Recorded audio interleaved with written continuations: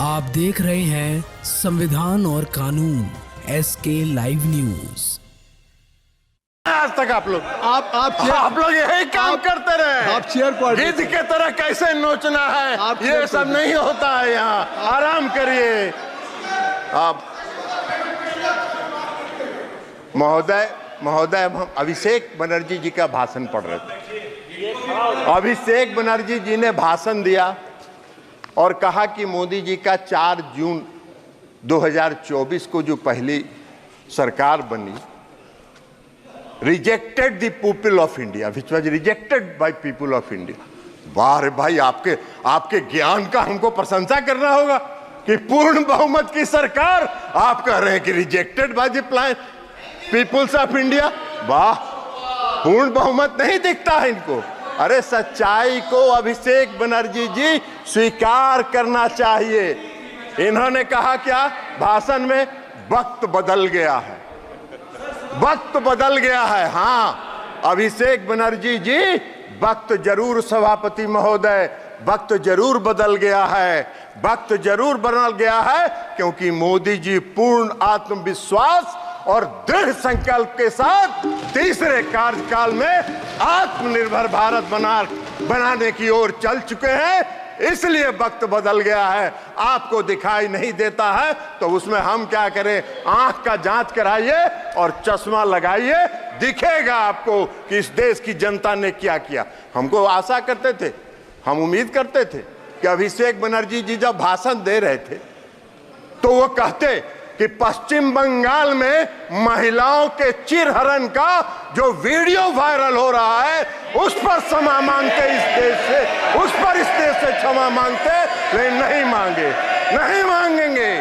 मांगेंगे, क्योंकि पश्चिम बंगाल में वे जैसे चिरहरण हो रहा है, महिलाओं पर अत्याचार हो रहा है और जो आम लोगों पर अत्याचार हो रहा है वो उनको नहीं दिखता है। अभी इसी सदन में अभी बता रहे हैं जयप्रकाश जी। अरे जयप्रकाश जी बैठ जाइए, एक मिनट आपको बता रहे हैं। माननीय मंत्री जी, आप चेयर को एड्रेस करें। सभापति महोदय, सभापति महोदय, इसी सदन में अधीर रंजन चौधरी जी ने अपने मन का भड़ास और मन का तकलीफ कई बार सदन के पटल पर उतारा। दिशा की मीटिंग नहीं हुई 5 साल तक, दिशा की मीटिंग नहीं होने दी पश्चिम बंगाल की सरकार ने। और लोकतंत्र की बात करते हैं, इनको क्या अधिकार है लोकतंत्र की बात करने का? इनको कौन सा हक है लोकतंत्र की बात करने का? कृपया नाम रिकॉर्ड में है। माननीय सदस्य ने जो नाम लिया है, गौरव, माननीय सदस्य ने जो नाम लिया है वो रिकॉर्ड में नहीं जाएगा, रिकॉर्ड में नहीं जाएगा। जो माननीय सदस्य ने नाम लिया है, I think so you should have patience to hear me, you must have patience to hear me. जो नाम उन्होंने माननीय सदस्य का लिया है वो रिकॉर्ड में नहीं जाएगा।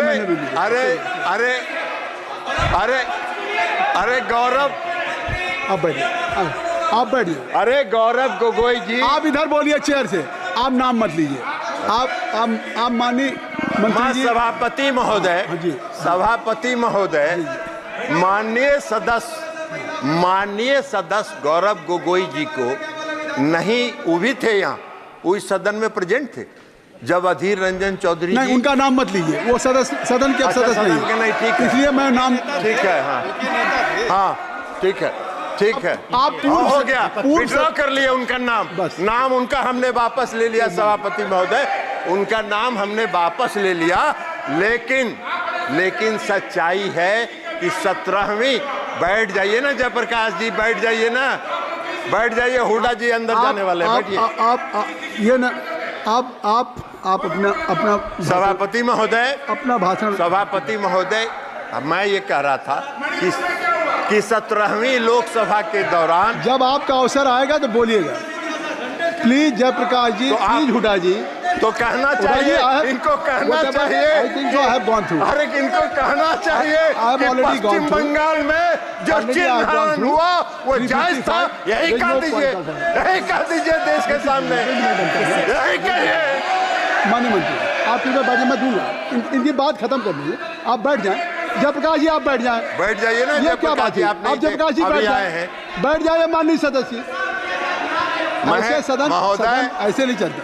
माननीय मंत्री जी आपसे आग्रह है कि आप अपना भाषण कृपया संक्षिप्त करें और आप चलिए माननीय सदस्य का नाम महोदय मैं नाम नहीं ले रहा हूँ, मैंने नाम वापस ले लिया, नाम हमने विड्रॉ कर लिया। अब हम ये कह रहे हैं कि 17वीं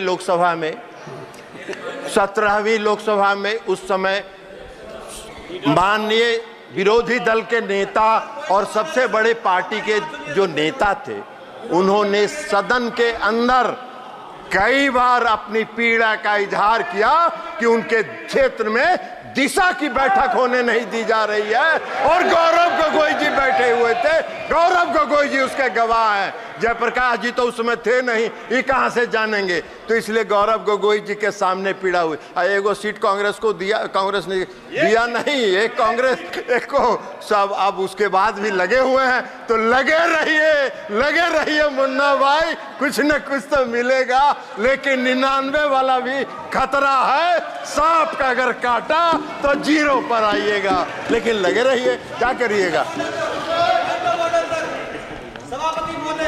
और पूरा भाषण हमने शैलजा जी का भी सुना, शैलजा जी का भी भाषण हमने पूरा सुना, और शैलजा जी का भाषण हमने सुना, वो पूरा हरियाणा केंद्रित है। अरे ये देश का बजट है, हरियाणा का बजट थोड़े है। जयप्रकाश जी भी अभी बोल रहे थे पूरा हरियाणा केंद्रित। अरे देश का बजट है भैया, देश पर बोलो, देश। और नरेंद्र मोदी जी पूरे देश को आगे बढ़ाना चाहते हैं। ये उनका संकल्प है, ये उनका आत्मविश्वास है। इसलिए मैं समझ दूंगा, मैंने कहा है, अब मैं दूंगा। आप बैठ जाइए जयप्रकाश जी डिक्टेट नहीं कर सकते सदन में, आप बैठ जाएं। मैंने हुड्डा जी को कह दिया, रूलिंग दे दिया, आप बैठ जाइए। अब अध्यक्ष महोदय, सभापति महोदय, वित्त मंत्री का आप बैठ जाएं, कृपया आप सब लोग बैठ जाएं। तो हमने ये कहा कि पूरे 3 दिन तक ये बजट पर कम बोलते रहे। देश के प्रधानमंत्री आदरणीय नरेंद्र मोदी जी का चेहरा इनको पसंद नहीं था, तो इसलिए उनकी आलोचना में ये पूरा 3 दिन इन्होंने बिताया। अब बजट में जो प्रावधान है उसको इनको दिखाई ही नहीं पड़ा, वो देखना भी नहीं चाहते, इसलिए कि ये तो पीड़ा में है, अंदर से कष्ट में है, विचलित है। तो मन जब विचलित रहता है तो सच अच्छी बात दिखाई नहीं पड़ती है, इसलिए कह रहे हैं इनको। बजट के भाषण में, वित्त मंत्री जी के बजट के भाषण में साफ लिखा है कि 9 प्राथमिकताओं के संबंध में प्रयासों की परिकल्पना की गई है, और वो 9 प्रयास देश को आत्मनिर्भर भारत बनाने की दिशा में ले जाएगा। ये इस बजट में है, ये उनको दिखा नहीं। पहला क्या है? कृषि में उत्पादकता और अनुकूलता, रोजगार और कौशल प्रशिक्षण, समावेशी मानव संसाधन विकास और सामाजिक न्याय, विनिर्माण और सेवाएं, ऊर्जा सुरक्षा, अवसंरचना, नवाचार, अनुसंधान और विकास, और अगली पीढ़ी के सुधार। तो प्रधानमंत्री नरेंद्र मोदी जी तो अभी की पीढ़ी के अलावा अगली पीढ़ी तक भी सोच रहे हैं, इनको ये दिखाई नहीं पड़ रहा है। खबरों के लेटेस्ट अपडेट के लिए इसी तरह हमारे साथ जुड़े रहें और इस वीडियो को ज्यादा से ज्यादा शेयर करें।